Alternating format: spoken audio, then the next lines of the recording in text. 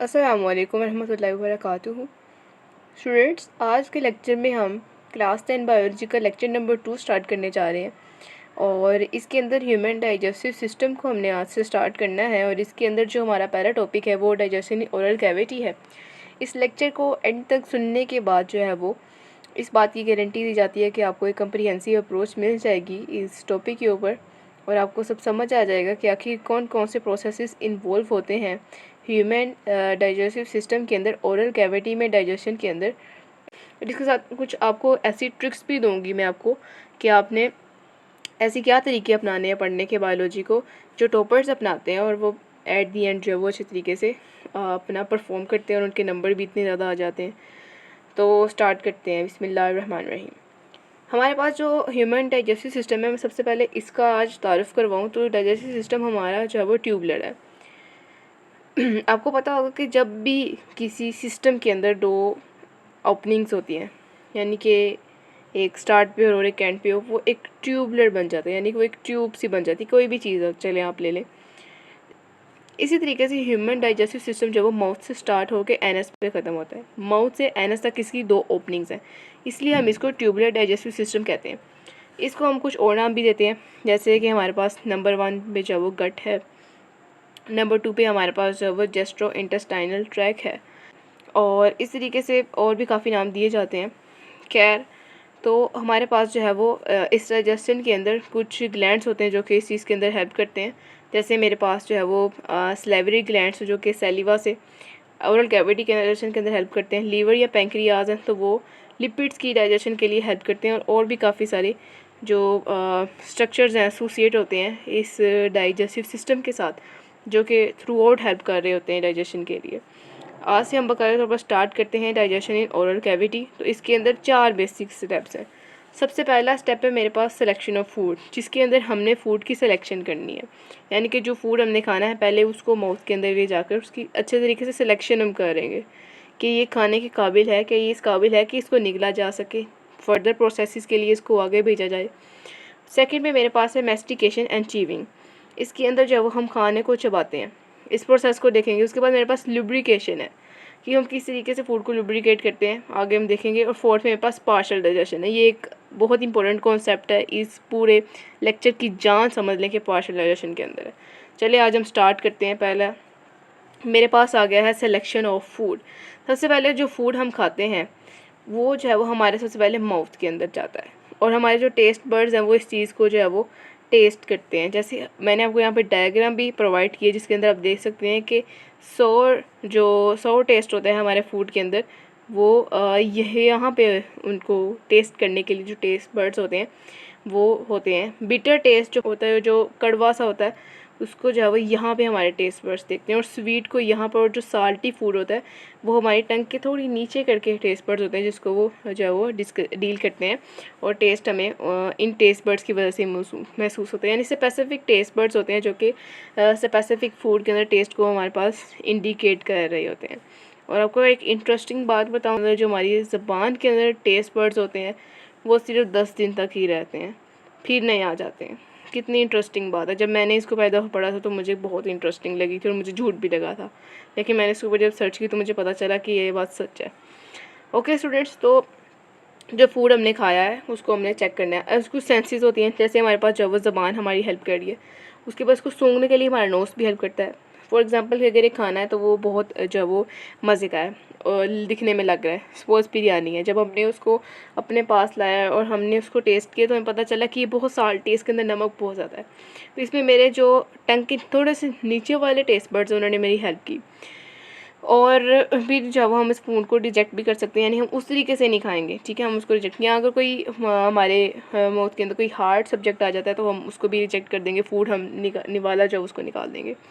या फिर अगर हम बात कर लें कि कोई बासी खाना, जैसे हम उसको ले गएंगे तो हमारी ज़बान जो है वो उसको आइडेंटिफाई कर लेगी और फिर हम उसको रिजेक्ट कर देंगे। तो सिलेक्शन ऑफ फूड बहुत इंपॉर्टेंट होती है और ये पहला स्टेप है ओरल कैविटी, यानी कि इसको बहुत अच्छे तरीके से अगर होगा तो बाकी आगे फर्दर प्रोसेसिंग होगी। तो बॉडी जो है वो अच्छे तरीके से सिलेक्शन ऑफ फूड करती है। In short, selection of food के अंदर जो है हमारी काफ़ी सेंसेस जो हमें काम कर रही होती हैं।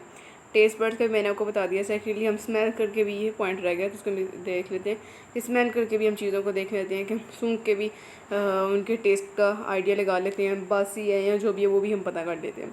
साइट है तो हमें साइट से काफ़ी देखने में पता चल रहा होता है, लेकिन मेन रोल जो है वो टेस्ट बर्ड्स करते हैं। अच्छा, यहाँ पे एक इम्पॉर्टेंट जो नोट करने वाली बात है ये है कि यहाँ पर हमारे पास जो स्मेलिंग के अंदर यानी नोज़ या फिर आइज़ हैं, ये तो डाइजेस्टिव सिस्टम का ट्रैक का जो है वो हिस्सा तो नहीं है, लेकिन यहाँ पे जो भी हेल्प करती हैं।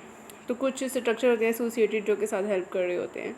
तो ये हमारे पास जो वो सिलेक्शन ऑफ फूड है।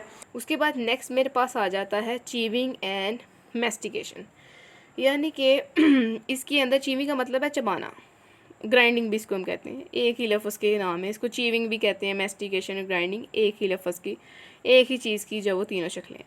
उसके बाद जब हमारे पास फूड हमने देख लिया कि ये मज़ेदार भी है, ये ताज़ा है और ये ठीक भी है, तो हमने जो है वो क्या किया कि हमने अब इसको चबाना है। अब इसमें चबाने के अंदर जो मेनली हमारे पास जो है वो हमारे जो तीत काम करते, मेरे पास ये पूरे मैंने यहाँ पे आपके दांतों की रखी हुई है। और छोटी सी रिक्वेस्ट है कि सब्सक्राइब भी कर दें। सारी बातें मुंह उठाकर तो यहाँ पे आपको पढ़ाने नहीं बैठे, प्रॉपर पहले अच्छे तरीके से इन्फॉर्मेशन कलेक्ट करते हैं। काफ़ी सारी डायग्राम्स, डिफरेंट प्रोसेसेस आपको अच्छे तरीके से गाइडेंस प्रोवाइड करने के लिए की जाती है और पूरा एक स्क्रिप्ट लिखा जाता है कि किस तरीके से आपको समझाया जाए कि आप तक बात जो है वो पहुँच जाए। तो सिर्फ सब्सक्राइब या लाइक कर दिया करें अगर आपको वीडियो समझ आ जाती है, तो अगर नहीं आती तो कोई बात नहीं, आप बेशक ना भी करें। तो मेरे पास जो येलो कलर के अंदर मेरे पास मोलर्स हैं, उसके बाद मेरे पास प्रीमोलर्स है और यहाँ पे कैनाइंस हैं और उसके बाद सीज़र है। ठीक है, ग्रीन में मेरे पास इन सीज़र्स हैं। आप देख सकते हैं मैंने काफ़ी अच्छी जो है वो यहाँ पर आपको इन्फॉर्मेशन प्रोवाइड की है। और जो पर्पल के अंदर कैनाइंस हैं, क्योंकि काफ़ी तिरछे होते हैं कैनाइंस, जो शेर वगैरह होते हैं इनके अंदर काफ़ी बड़े बड़े होते हैं क्योंकि इन्होंने प्रे को पकड़ना होता है, कैप्चर करना होता है। उसके बाद मेरे पास प्रीमोलर्स हैं और मोलर्स हैं। तो हमारी जो हमारे पास डाइजेशन होती है उसके अंदर मेस्टिकेशन और जो चीविंग का प्रोसेस उसके अंदर हमारे पास जो वो मोलर्स तीत काफ़ी काम करते हैं।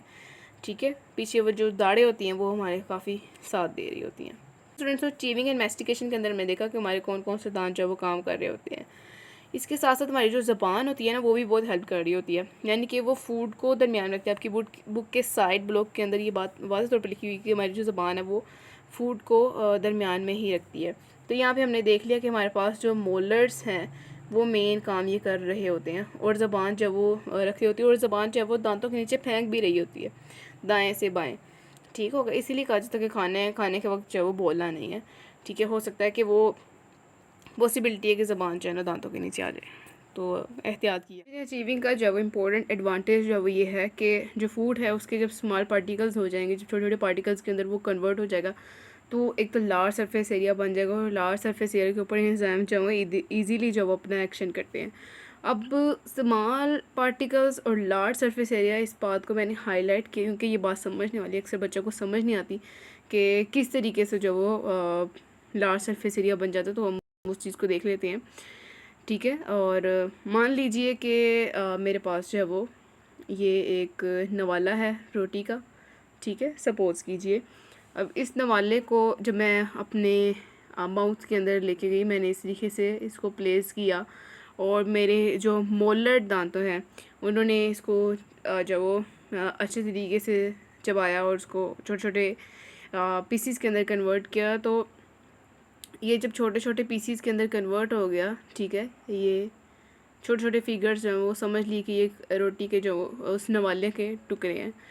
तो इससे क्या हुआ कि ये जो पहले एक बॉल की शेप में था, ये एक राउंड एक क्लोज सरफेस थी, तो ये खुल के जब वो सामने आ गई, जिससे पहले इसका सरफेस एरिया सिर्फ इतना था जबकि बाद में सरफेस एरिया इतना हो गया। ठीक है, और इस सरफेस एरिया के ऊपर अब बेस्ट इंजाइम एक्शन किस तरीके से होगा, अब हम उसको देख लेते हैं कि इंजाइम्स जो हैं वो पहले, अगर हम इंजाइम्स की एक्टिविटी देखें तो वो इस कर्व्ड सरफेस की सिर्फ ऊपर वाली लेयर तक ही महदूद थी, यानी कि जो इंजाइम एक्टिविटी है वो इस कर्व्ड सरफेस की सिर्फ ऊपर वाली लेयर तक ही महदूद थी। वो उसकी इंटरनली जो है वो नहीं देख रहे थे, बट आउटर कवरिंग के ऊपर ही बस जो वो कर रहे थे। लेकिन जिस तरीके से जैसे ही सरफेस एरिया आ गया, लार्ज हो गया और खुल के जो वो पीसीस मिल के हमारे पास पूरा वो जब वो एक्सपोज होगी सरफेसिस, तो इंजाइम हर साइड से जब वो उस ऊपर एक्ट कर लेंगे। ठीक है, इंजाइम्स कहाँ से आते हैं? इंजाइम्स हमारे सेलिवा के अंदर होते हैं।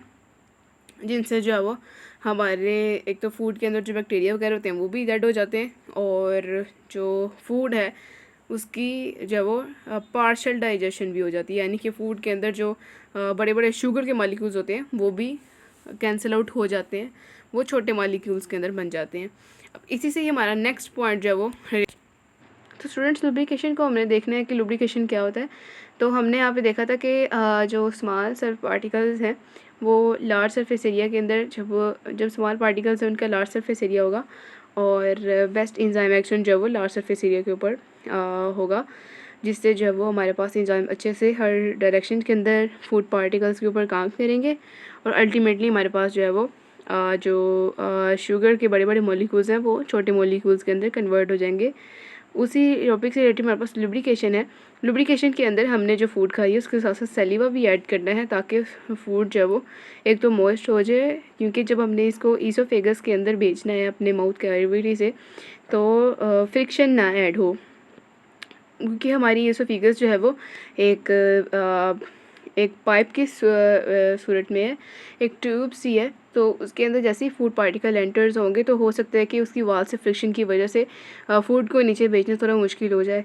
तो जो फूड है उसको इजीली नीचे पास टू स्टमक में करने के लिए हमने जो है वो उसको लुब्रिकेट किया सलीवा के ज़रिए। सलीवा बेसिकली क्या है? सलीवा वो थूक है या लुआब है जो कि कंटिन्यूसली हमारे माउथ से सिक्रीट हो रहा होता है।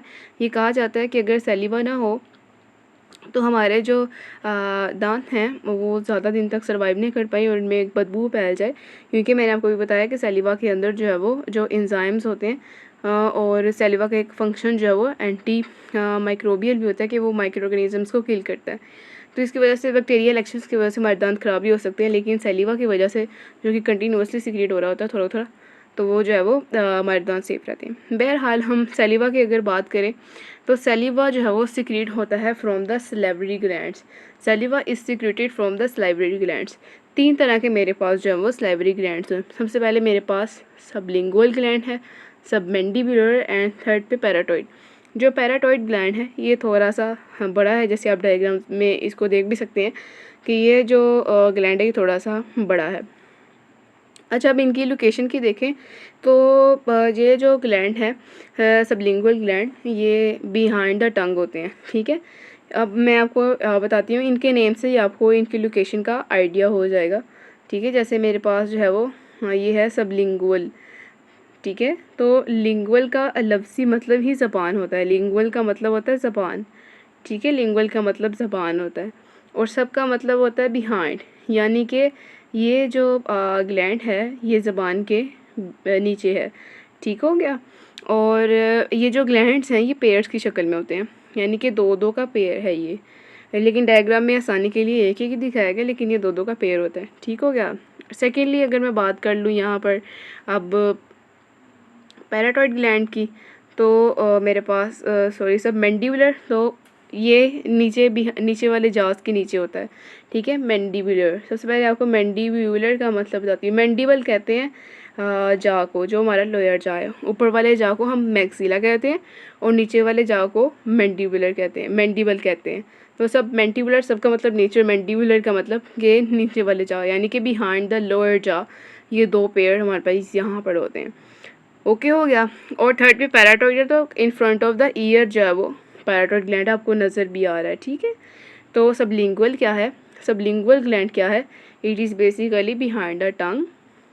एंड सबमेंडिबुलर क्या है? Behind the jaws. And parotid in front of the ear. इनके दो ग्लैंड्स होते हैं, यानी ये पेयर की सूरत में होते हैं। टोटल हमारे पास 6 ग्लैंड्स हैं, लेकिन पेयर अगर हम उनको पेयर के अंदर दो दो एक एक करके अगर गिने, लेकिन वैसे हमारे पास अगर कैटेगरी की हम बात करें तो कैटेगोरिकली हमारे पास 3 ग्लैंड्स हैं। अब हमने जो है वो कंपोजिशन ऑफ द सैलिवा देखना है। सैलिवा के बेसिकली 3 मेन कंपोनेंट्स हैं। सबसे पहले मेरे पास main component that is water and mucus, ज़्यादातर पानी और म्यूकस का मिक्सचर होता है। सेकेंडली मेरे पास जो है वो सोडियम बाइकार्बोनेट्स हैं या कुछ दूसरे साल्ट्स भी हैं।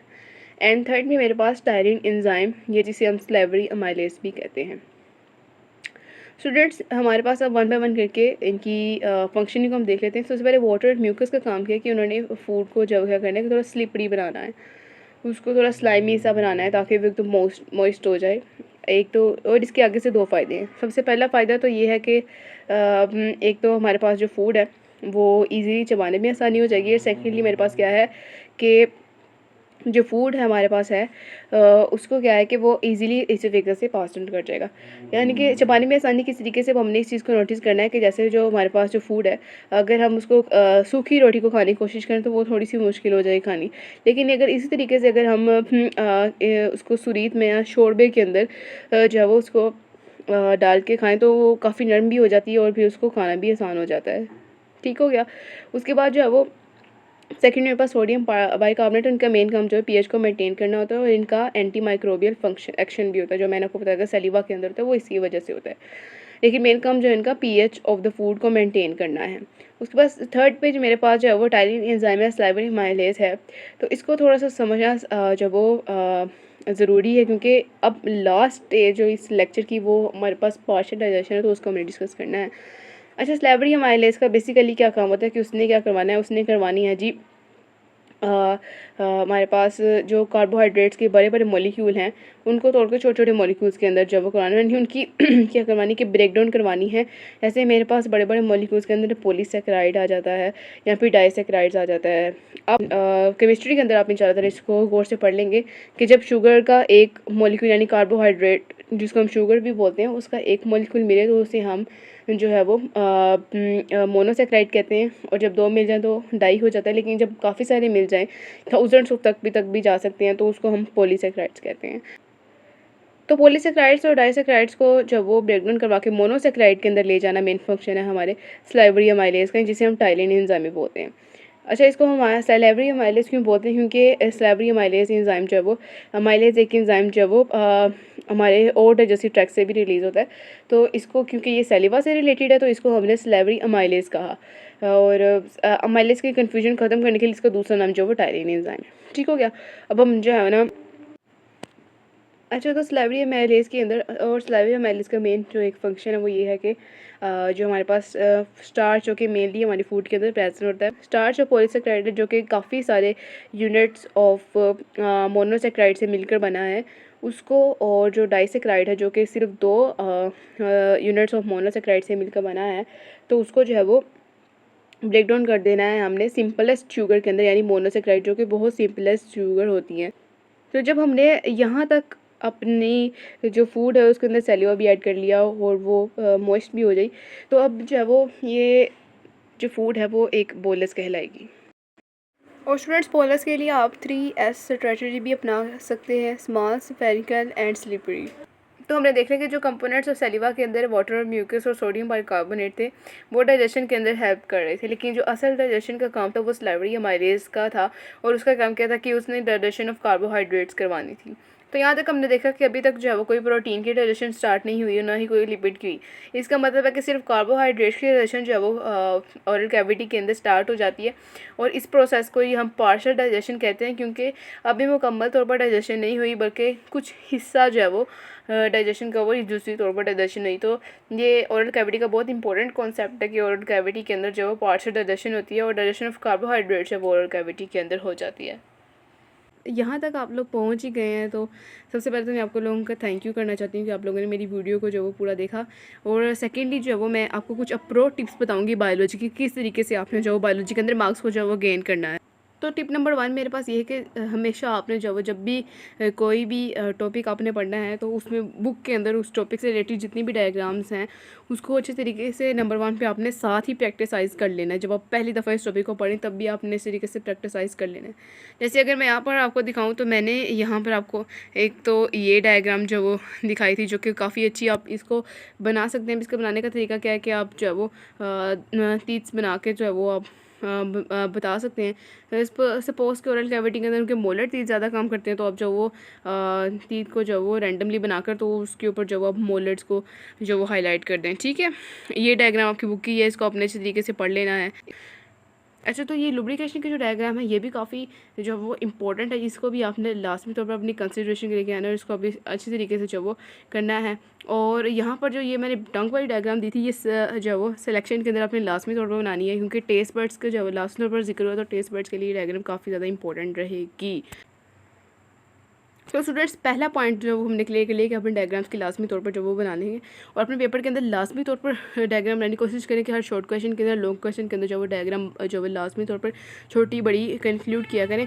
इससे जो वो चक्कर को पेपर चेक करने में आसानी भी मिलती है और साथ में आपकी क्रिएटिविटी का भी अंदाज़ा होता है कि आपने किस तरीके से जो वो पेपर को अटैम्प्ट भी किया है और इस तरीके में भी पता चल जाता है कि आपने पूरा साल इस तरीके से पढ़ा। सेकेंडली हमारे पास जो प्रो ट्रिप है वो ये है कि आपने जो वो अपने लेसन को बुक की वर्डिंग्स वर्ड टू वर्ड जो वो याद करना है। बच्चे जो है वो इस चीज़ को वर्ड टू वर्ड याद करने को थोड़ा बुरा समझ रहे होते हैं, लेकिन यहाँ पे मैं आपको कुछ जो वो पॉइंट्स बताऊंगी जिससे आपको अंदाज़ा हो जाएगा कि किस तरीके से वर्ड टू वर्ड याद करना ज़रूरी है। सबसे पहले तो वर्ड टू वर्ड याद करने से क्या होता है कि इस लेवल के ऊपर बच्चे इतना कम्प्रीहेंसिव चीज़ें लिख नहीं पा रहे होते और उन्हें इतना डीपली कॉन्सेप्ट्स का पता नहीं होता, तो वो थोड़े बहुत प्रेपोजिशन या जो है वो एडजेक्टिव वगैरह की गलती से भी पूरा का पूरा फंक्शन किसी स्ट्रक्चर का जो है वो ख़राब कर देते हैं।